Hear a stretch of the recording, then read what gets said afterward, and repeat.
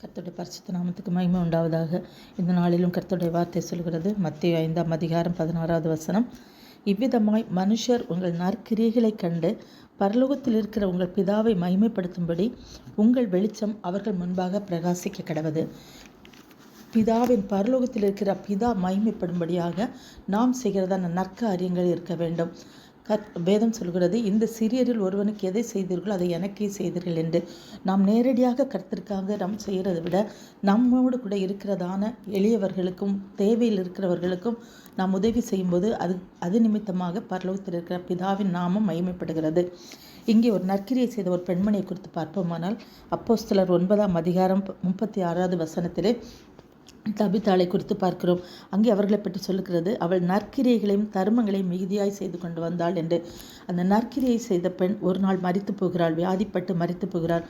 அப்பொழுது பேதுரு அங்கே வரவழைக்கப்படுகிறார். பேதுரு வந்தபோது அவர்களோடு கூட இருந்த தபித்தாளோடு கூட இருந்த பெண்கள் விதவைகள் தொற்கால் உயிரோடு இருந்த நாட்களிலே தங்களுக்கு செய்த நன்மைகளையும் உதவிகளையும் சொல்லி அங்கே அழுகிறார்கள். அதை கேட்ட பேதுரு தபித்தாளிடமாய் திரும்பி பிரேதத்தின் முன்பாக முழங்காற்படியிட்டு, தபித்தாளை எழுந்திரு என்று சொல்லி அங்கே அவளை எழுப்புகிறதை பார்க்கிறோம். அதனாலே அந்த தபித்தாள் எழுந்திருந்து உட்கார்ந்தாள் என்று பார்க்கிறோம். அந்த தபித்தாள் செய்த நற்கிரியை நிமித்தமாக மரணத்தை கூட வென்று வந்து இருக்கிறதாக நாம் இங்கே காண்கிறோம்.